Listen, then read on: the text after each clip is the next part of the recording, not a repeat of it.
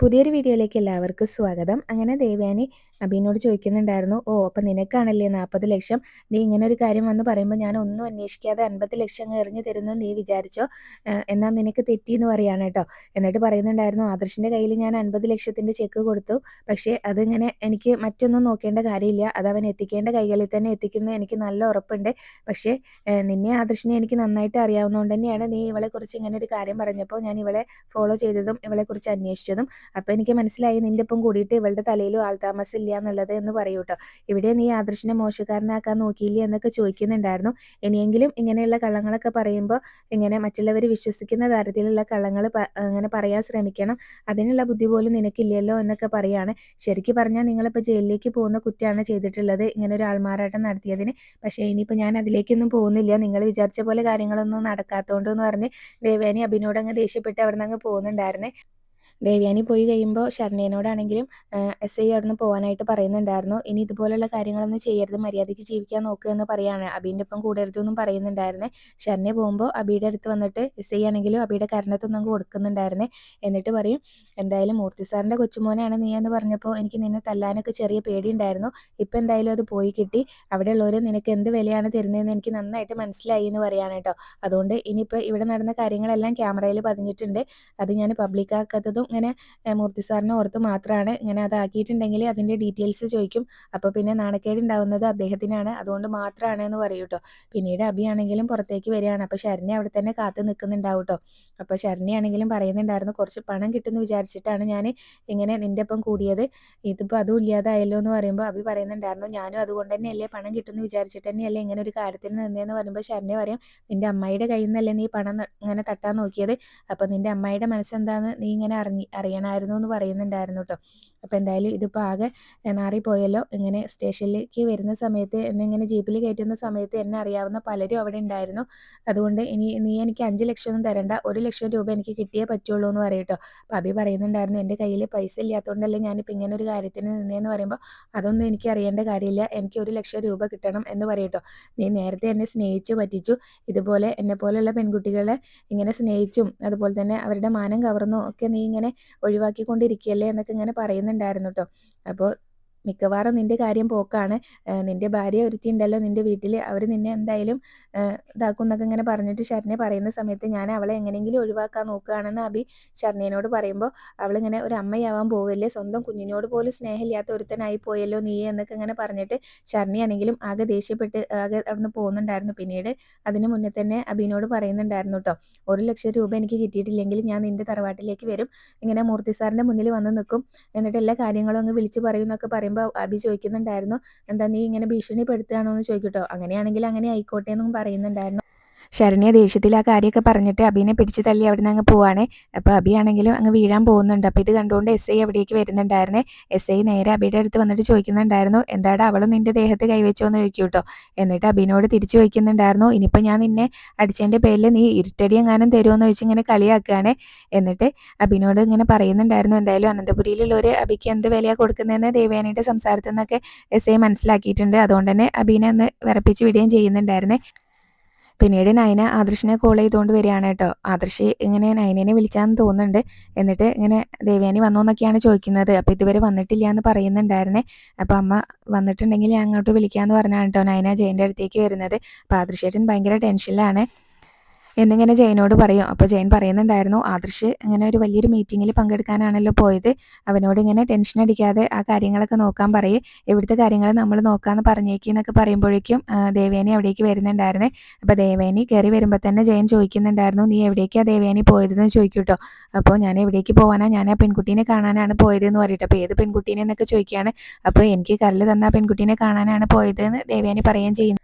ജയനാണെങ്കിലും ആ സമയത്ത് ദേവയാനിയോട് പറയുന്നുണ്ടായിരുന്നു, നീ ഇങ്ങനെ മറ്റുള്ളവരെന്തേലും അങ്ങനെ പറഞ്ഞു എന്ന് വെച്ചിട്ട് അതിൻ്റെ പിറകെ പോകാൻ നിൽക്കരുത്, വെറുതെ അബദ്ധമൊന്നും കാണിക്കരുത് എന്ന് പറയും കേട്ടോ. അപ്പോൾ ദേവയാനി പറയും, ഞാൻ അബദ്ധമൊന്നും കാണിച്ചിട്ടില്ല, ഞാൻ എനിക്ക് കല്ല് തന്ന പെൺകുട്ടീനെ കാണാൻ തന്നെയാണ് പോയത്, ഞാൻ അവൾക്ക് ഇങ്ങനെ 50 ലക്ഷം കൊടുക്കുകയും ചെയ്തു എന്ന് പറയുമ്പോൾ നയനയ്ക്കും ആകെ ടെൻഷൻ ആവുന്നുണ്ട് കേട്ടോ. അപ്പോൾ ജലജയാണെങ്കിലും ഇത് കേട്ട് ചിരിച്ചുകൊണ്ട് അവിടെ അങ്ങനെ നിൽക്കുകയാണ്.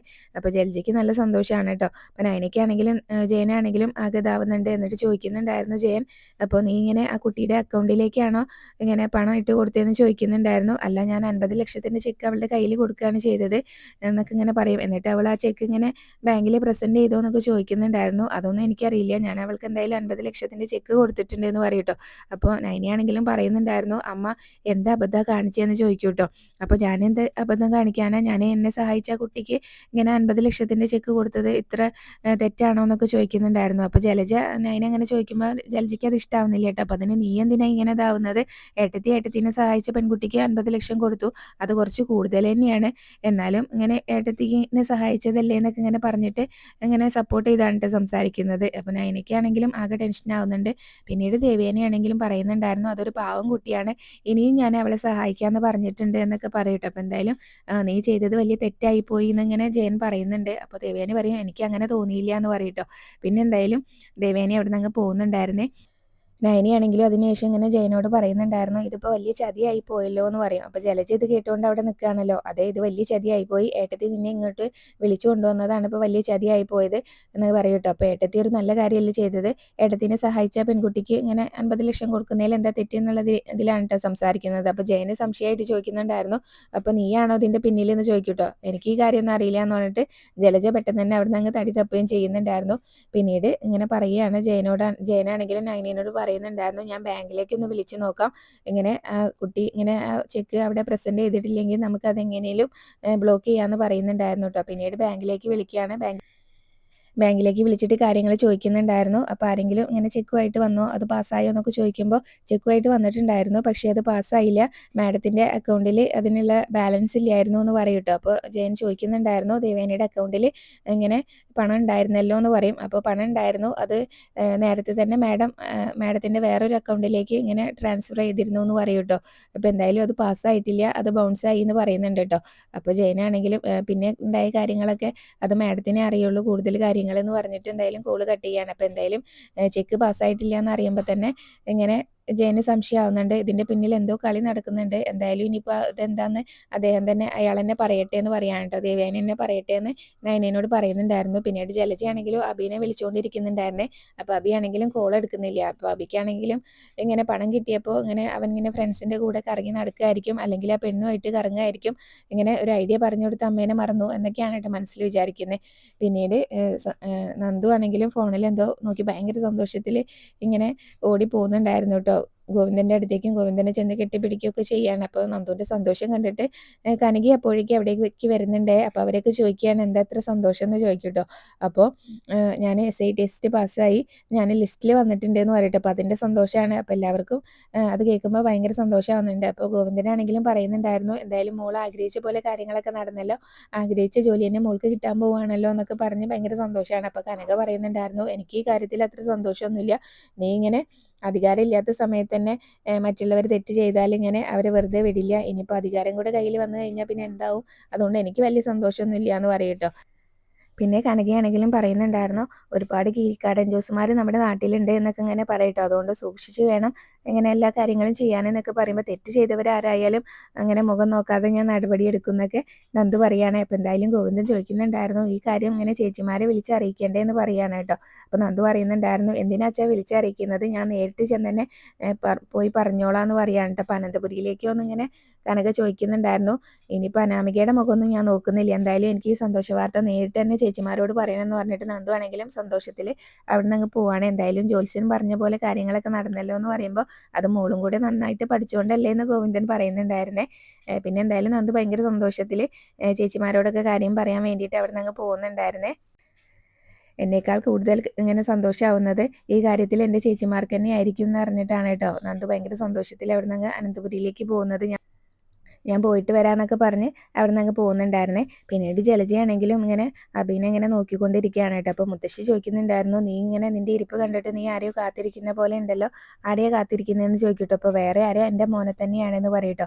അപ്പോൾ അവനിങ്ങനെ സമയവും സന്ദർഭമൊന്നും ഇല്ലല്ലോ വീട്ടിലേക്ക് കയറി വരാൻ, അവനിങ്ങനെ തോന്നുമ്പോഴല്ലേ അവൻ കയറി വരുന്നത്.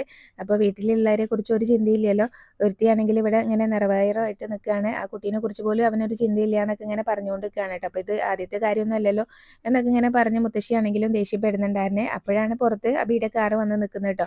അപ്പോൾ അബിയുടെ മുഖത്ത് അടി കിട്ടിയ പാടൊക്കെ ഉണ്ടല്ലോ, അതുകൊണ്ട് കവിളൊക്കെ ഇങ്ങനെ തടവി ഇങ്ങനെ പൊത്തി പിടിച്ചൊക്കെയാണ് കേട്ടോ വരുന്നത്. അപ്പോൾ ജലജ അബി വരുന്നത് കാണുമ്പോൾ തന്നെ ജലജയ്ക്ക് ഭയങ്കര സന്തോഷമാവുന്നുണ്ട്. പിന്നെ അബി 40 ലക്ഷമൊക്കെ കൊണ്ടുവരുന്നതായിരിക്കും എന്നുള്ള ആ സന്തോഷത്തിലാണ് ജലജ. ദേവയാനി അതുപോലെ തന്നെ ജയനും ഒക്കെ അവിടേക്ക് ഇറങ്ങി വരുന്നുണ്ടായിരുന്നേ. അബി ഉള്ളിലേക്ക് കയറുന്ന സമയം കൊണ്ട് തന്നെ അബി വന്ന് നിൽക്കുമ്പോൾ തന്നെ ജലജ അബിയുടെ കവിളത്ത് ഇങ്ങനെ അടി കിട്ടിയ പാട് കാണുന്നുണ്ട്. അപ്പോൾ എന്ത് പറ്റിയതാ എന്നൊക്കെ ചോദിക്കുന്ന സമയത്ത് ദേവയാനി പറയാണ്, ഞാൻ പറയാമെന്ന് പറഞ്ഞിട്ട് ഇങ്ങനെ കാര്യങ്ങൾ പറയുന്നുണ്ടായിരുന്നു കേട്ടോ. പോലീസുകാർ നന്നായിട്ട് അടിച്ചോ എന്നൊക്കെ ഇങ്ങനെ ചോദിക്കുന്നുണ്ടായിരുന്നേ. നന്നായിട്ട് പെരുമാറി കാണുമല്ലേ എന്നൊക്കെ ഇങ്ങനെ പറയട്ടോ. അപ്പോൾ എന്താണെന്നിങ്ങനെ മുത്തശ്ശിയും ചോദിക്കുന്നുണ്ടായിരുന്നേ. അപ്പോൾ ദേവയാനി നടന്ന കാര്യങ്ങളൊക്കെ അവിടെ പറയുന്നുണ്ടായിരുന്നു കേട്ടോ. അപ്പോൾ അബി ഇങ്ങനെ ചതിച്ച കാര്യങ്ങളും ഒക്കെ തന്നെ പറയാണ്. ഇവനിങ്ങനെ എനിക്ക് കരൾ തന്ന പെൺകുട്ടീനെ കാണിച്ചു തരാമെന്ന് പറഞ്ഞപ്പോൾ തന്നെ എനിക്ക് ഭയങ്കര സംശയമായിരുന്നതാണ് എന്നൊക്കെ ഇങ്ങനെ പറഞ്ഞിട്ട് എല്ലാ കാര്യങ്ങളും പറയുകയാണ് കേട്ടോ. അപ്പോൾ എന്തുമാത്രം വലിയ ചതിയാണ് അബി ചെയ്തിട്ടുള്ളതെന്നൊക്കെ അവർക്ക് മനസ്സിലാവുന്നുണ്ടായിരുന്നേ. പിന്നീട് അതുപോലെ തന്നെ അബിനെയാണെങ്കിലും ഇങ്ങനെ കമ്പനിയിൽ നിന്ന് ഇങ്ങനെ വെറും ഒരു ഇങ്ങനെ കൂലിക്കാരനാക്കിയതിനെ കുറിച്ചൊക്കെ പറയാണ്. അത് വേറൊന്നും കൊണ്ടല്ല, നിന്റെ ഈ പ്രവൃത്തി കൊണ്ടൊക്കെ തന്നെയാണ് എന്നൊക്കെ പറയാണ്ട്. അപ്പോൾ എന്ത് ചെയ്താലും എന്ത് കിട്ടിയാലും അബി പഠിക്കില്ലല്ലോ. അപ്പോൾ അതുകൊണ്ട് തന്നെ ആ കാര്യങ്ങളൊക്കെ അവർ സംസാരിക്കുന്നുണ്ടായിരുന്നു എന്നും പറയുന്ന പോലെ തന്നെ അബീനെ കുറേ കുറ്റപ്പെടുത്തുന്നുണ്ടായിരുന്നു, അബിയുടെ സ്വഭാവത്തിനെ കുറിച്ചും. അപ്പോഴേക്കും നയനിയും അതുപോലെ തന്നെ നവ്യൊക്കെ അവിടേക്ക് വരുന്നുണ്ടായിരുന്നു കേട്ടോ. അപ്പോൾ ഇങ്ങനെ ഒരു ആൾമാറാട്ടം നടത്താൻ വേണ്ടിയിട്ടാണല്ലോ അവരിങ്ങനെയൊക്കെ ഒരു ചതി ചെയ്തിട്ടുണ്ടായിരുന്നത്. അപ്പോൾ അത് എന്തായാലും എല്ലാവർക്കും മനസ്സിലായിട്ടുണ്ടായിരുന്നേ. അപ്പോൾ എന്നിട്ട് ജലജനോട് ചോദിക്കുന്നുണ്ടായിരുന്നു, ഇതിൽ നിന്റെ ഷെയർ എത്രയാണെന്ന് ചോദിക്കും കേട്ടോ. അപ്പോൾ ഞാൻ ഈ കാര്യങ്ങളൊന്നും അറിഞ്ഞിട്ടില്ല എന്ന് ജലജ ഇങ്ങനെ കൈമലർത്തുകയും ചെയ്യുന്നുണ്ടായിരുന്നേ. എന്നിട്ട് അബീനെ പിടിച്ചിട്ട് നന്നോണം അടിക്കുന്നുണ്ടായിരുന്നു കേട്ടോ. എന്താടാ ഞാൻ ഈ കേൾക്കുന്നത്, എന്തൊക്കെയാണ് നീ ചെയ്ത് കൂട്ടുന്നതെന്നൊക്കെ പറഞ്ഞിട്ട് അടിക്കുകയാണ്. അപ്പോൾ ജയൻ പറയുന്നുണ്ടായിരുന്നു, ഇനിയിപ്പോൾ ഡ്രാമയൊന്നും വേണ്ട എന്ന് പറഞ്ഞിട്ട് മതി എന്ന് പറഞ്ഞിട്ട് അബീനെ ഇങ്ങനെ അടിക്കുന്നതൊക്കെ തടയാനായിട്ട് വരുന്നുണ്ടായിരുന്നേ. അപ്പോൾ എന്തായാലും ദേവയാനി ഈ കാര്യങ്ങളൊക്കെ പറയുന്ന സമയത്ത് നവ്യ പറയുന്നുണ്ടായിരുന്നു, അമ്മായിക്ക് ഈ കാര്യം എന്നോട് നേരത്തെ പറയായിരുന്നെങ്കിൽ ഞാൻ പറയായിരുന്നല്ലോ, മകൻ ഇങ്ങനെ ഒരു കാര്യം ചെയ്യാൻ തീരുമാനിച്ചിട്ടുണ്ടെങ്കിൽ അത് ആ ബുദ്ധി അമ്മയുടെ തന്നെയായിരിക്കും എന്ന് പറയട്ടോ. അപ്പോൾ ജലജ ആ സമയത്ത് പറയുന്നുണ്ടായിരുന്നു, ഞാനിതൊന്നും അറിഞ്ഞിട്ടില്ല എന്ന് പറയട്ടോ. എന്തായാലും അബി ഇങ്ങനെ ഒരു കാര്യം ചെയ്യാൻ തീരുമാനിച്ചിട്ടുണ്ടെങ്കിൽ അതിൻ്റെ പിന്നിൽ അവൻ്റെ അമ്മയുടെ ബുദ്ധി തന്നെ ആയിരിക്കും എന്ന് നവ്യ അങ്ങ് തറപ്പിച്ച് പറയുകയും ചെയ്യുന്നുണ്ട്. അപ്പോൾ എന്തായാലും ജലജയാണെങ്കിലും ദേഷ്യത്തോടെ ഇങ്ങനെ നവ്യനെ നോക്കുന്നിടത്താണ് കേട്ടോ ഇന്നത്തെ എപ്പിസോഡ് അവസാനിച്ചിട്ടുള്ളത്. നവ്യക്കാണെങ്കിലും അത് കേൾക്കുമ്പോൾ ആകെ ദേഷ്യമൊക്കെ വരുന്നുണ്ട്. അബി ഇങ്ങനെ ഒരു കാര്യം ചെയ്തു എന്ന് അറിഞ്ഞപ്പോൾ തന്നെ ജയൻ പറയുന്നുണ്ടായിരുന്നു, അച്ഛൻ ഇവിടെ ഉണ്ടായിരുന്നെങ്കിൽ ഇപ്പോൾ നീ വീടിന് പുറത്താണെന്ന് പറയട്ടോ. അപ്പോൾ മുത്തശ്ശി പറയുന്നുണ്ടായിരുന്നു, വീടിന് പുറത്ത് പോകാൻ തക്കതായിട്ടുള്ള പല കാരണങ്ങളും നീ ചെയ്യുന്നുണ്ടല്ലോ, ഇപ്പോഴും നിനക്ക് മതിയായിട്ടില്ലേ എന്നൊക്കെ ചോദിച്ചിട്ട് നന്നായിട്ട് വഴക്കൊക്കെ പറയുന്നുണ്ടായിരുന്നു കേട്ടോ. അപ്പോൾ എന്തായാലും ഇന്നത്തെ എപ്പിസോഡിൽ ഇത്രയൊക്കെയാണ് ഉണ്ടായിരുന്നത്. ഈ റിവ്യൂ ഇഷ്ടമായെങ്കിൽ ചാനൽ ഒന്ന് സബ്സ്ക്രൈബ് ചെയ്ത് സപ്പോർട്ട് ചെയ്യാൻ മറക്കല്ല.